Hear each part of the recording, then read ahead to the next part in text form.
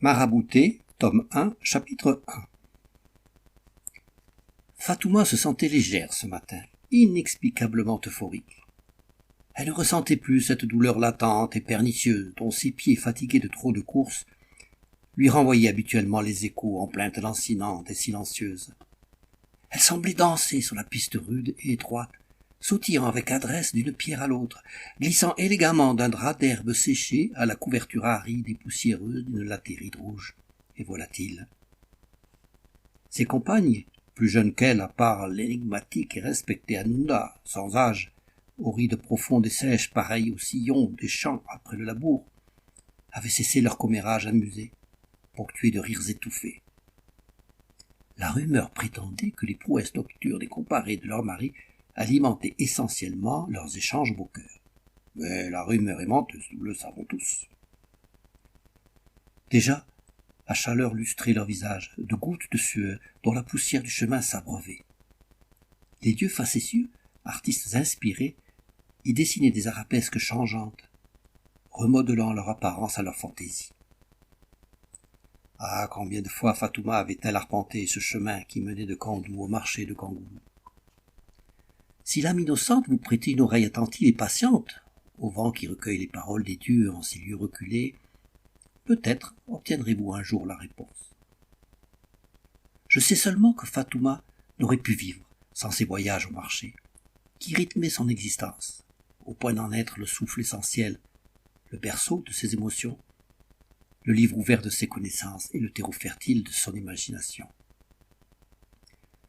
Dès sa naissance, elle y avait accompagné Mafat, emmitouflée dans un fichu de tendresse, adroitement noué autour des épaules et de la taille de sa maman, bercée par le rythme régulier de ses hanches confortables, enivrée de son odeur, subtil parfum de fumée, de lait maternel, et de ce liquide précieux plutôt verdâtre, auréolé de reflets quelque peu douteux, la vérité m'oblige à le dire, dont Mafat gardait une fiole cachée à la tête de son lit, à l'abri de tous les regards. À l'abri de tous les regards, sauf bien sûr de celui de Fatouma, qui le jour de ses 2 ans découvrit par hasard ce flacon irisé. Elle voulut y goûter.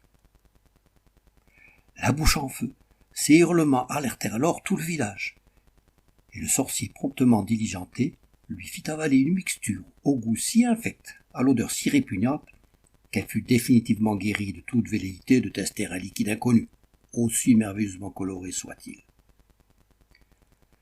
Ce parfum mystérieux avait été rapporté à Mafat par son mari lors d'un voyage à la grande ville de Boudiou, 1500 habitants officiellement référencés, mais dont le salon de la beauté de la femme africaine occupait les rêves les plus secrets de toutes les jeunes filles des villages éloignés. On va raconter que son propriétaire, le vieil intrigant Soumoul Essara, fabriquait lui-même dans l'arrière-cour de sa demeure ces mixtures vendues comme parfum de l'année, et qu'aucun animal n'osait alors s'approcher de ces fourneaux. Mais bien entendu, seuls les mécréants pourraient y voir une relation de cause à effet. Mafat ne manquait jamais d'en humidifier délicatement et parcimonieusement le lobe de ses oreilles avant de quitter sa maison. Et pour Fatouma, il devint tout naturellement la marque olfactive de l'amour maternel. 3 fois par semaine, la petite troupe des femmes de Kandou, à peine éveillées, les mains gesticulantes, le rire naissant sur leurs lèvres bavardes, entamait sa longue marche matinale en file indienne vers le marché de Kangoulou. Chacune portait avec élégance et fierté, habilement hissée sur la tête, une immense calebasse débordante de vieux chiffons mouillés, censés conserver quelque peu la fraîcheur des légumes et des fruits transportés. Mafat et Fatouma ne manquèrent jamais ces voyages à la ville, qui leur apportaient tant de joies imprévues, malgré la fatigue du retour. Sauf le jour du décès de Patou, le père vénéré de Fatouma, qu'elle perdit à l'âge de 3 ans. Ce jour-là, les anciens du village et le guérisseur organisèrent une semaine de cérémonies, de rites, de sacrifices au pied du fétiche englué du village, ponctué d'étranges processions de masques. La peur, puis l'incompréhension qui assaillirent Fatouma pendant ces journées, furent sans doute à l'origine de cette petite graine qui poussa si vite dans son esprit, et dont fleurit plus tard son appétit de tout connaître et aux grandes dames du sorcier de tout mettre en doute. Fatouma eut tout de suite le don de sentir les premiers rayons du soleil.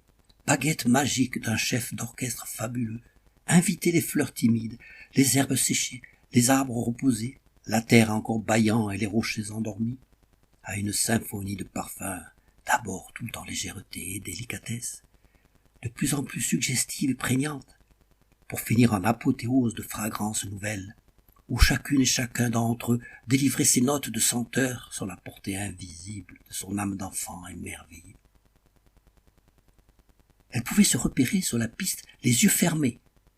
Ici, le pied de la première colline de rochers noirs, qui exhalait leur rancœur en odeur rance et tiède. Là, le marigot tout proche, qui diffusait sa mélancolie en parfums humides, doux et enveloppants, franchis sur des troncs d'arbres instables, exhalant leur pourriture. Puis la traversée du haut plateau de la Térite, criblé de cailloux noirs aux reflets violets, qui grondait sa solitude en émissions monotones de fumée chaude et âcre.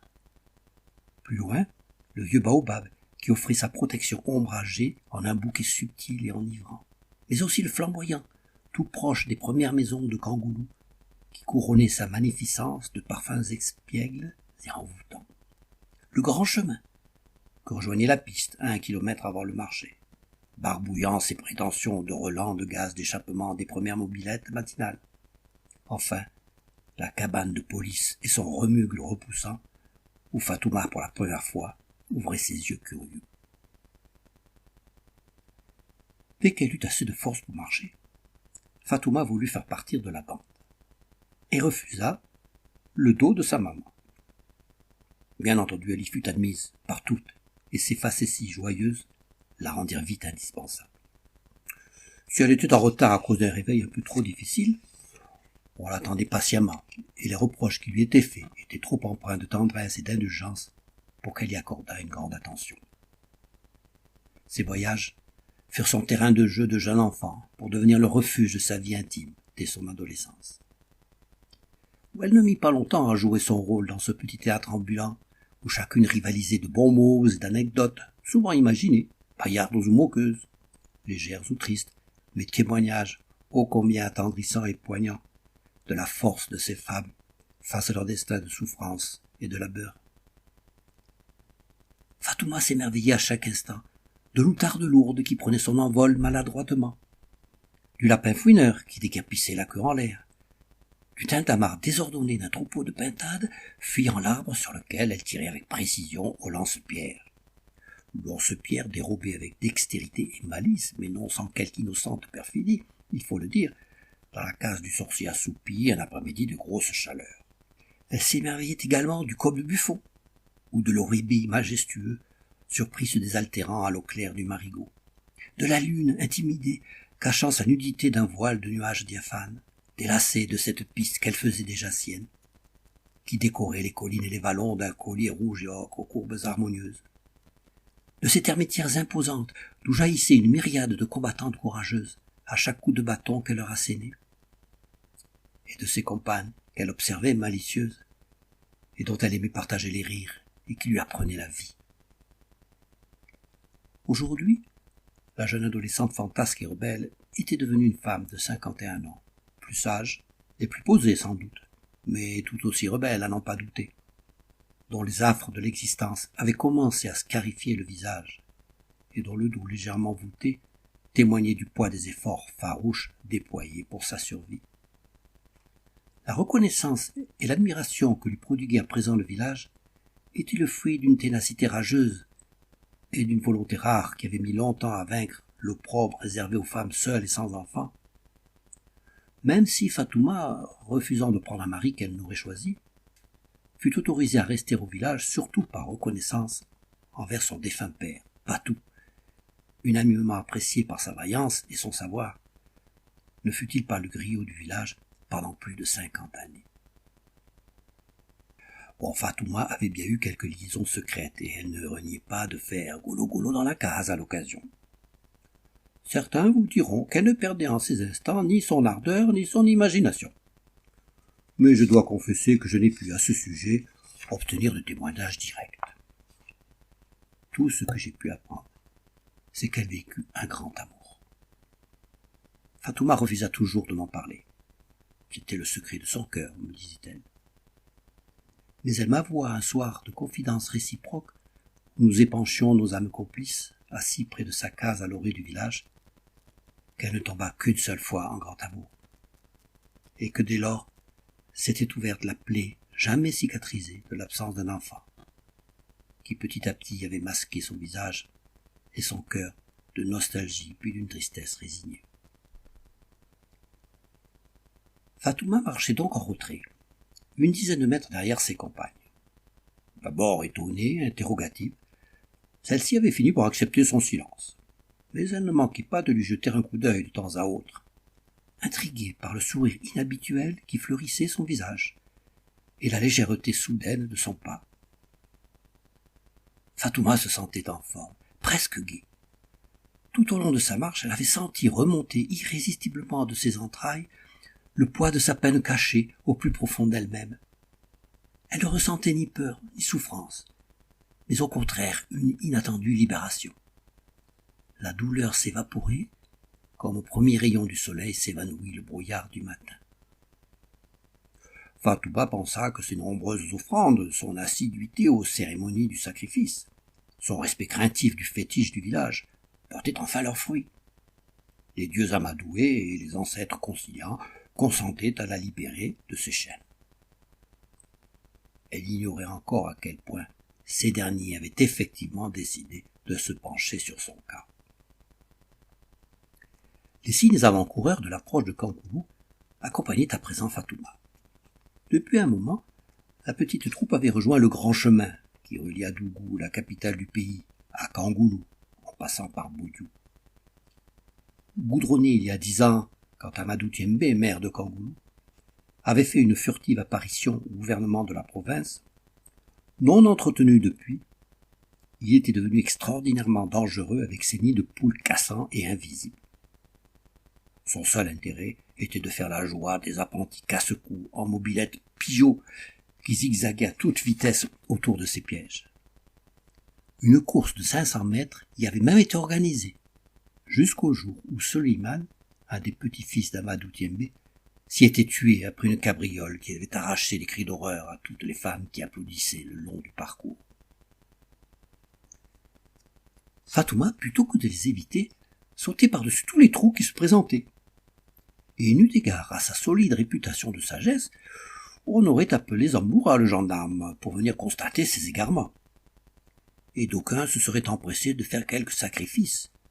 Voyez là une manifestation probablement d'un dieu en colère. Narines offertes au vent, elle respirait, attentive aux premières odeurs qui lui annonceraient l'approche du marché. Relents de fruits trop mûrs, vapeur âcre des caniveaux mal nettoyés, parfums envoûtants d'épices multicolores, effluves de sueur des femmes déjà arrivées, qui installaient leur étal, non sans se disputer pour un emplacement ou pour quelques centimètres de plus. D'ailleurs parfois certaines en venaient aux mains, s'arrachant cheveux et pagnes au grand plaisir de tous, spectateurs impromptus, encourageant l'une ou l'autre de la voix et du geste. Il fallait alors l'intervention autoritaire de Zamboura le gendarme pour y mettre fin. Ce dernier, prudent après avoir reçu quelques coups de griffes perdus, en tentant de s'interposer à main nue, manifestait alors son autorité en faisant virevolter un énorme bâton au-dessus de sa tête, à la grande terreur de tous les enfants qui fuyaient à son approche. Et il en assénait quelques coups précis sur les fesses des combattantes, avec, selon toutes les apparences, une certaine perversité. Lui prétendait qu'il s'agissait simplement de la partie la plus charnue de ces dames, donc de la moins fragile, de la plus proéminente, donc de la plus facilement accessible, et qui n'agissait ainsi que par pure humanité. Au milieu du chahut et du tintamarre qui annonçait l'activité débordante du marché de Kangoulou, Fatouma percevait depuis un moment un son inhabituel. Presque imperceptible. Elle n'y prit pas garde tout d'abord, puis comme il persistait, elle en fut intriguée. Mais inquiète qu'on lui ravisse sa place au croisement des deux allées du marché est la meilleure, là où tout le monde passe, là où tous les commérages aboutissent. Elle mit toute son hypocrisie à lutter contre sa curiosité. Curiosité qui est une qualité ou un défaut, c'est selon, mais très développée chez Fatouma.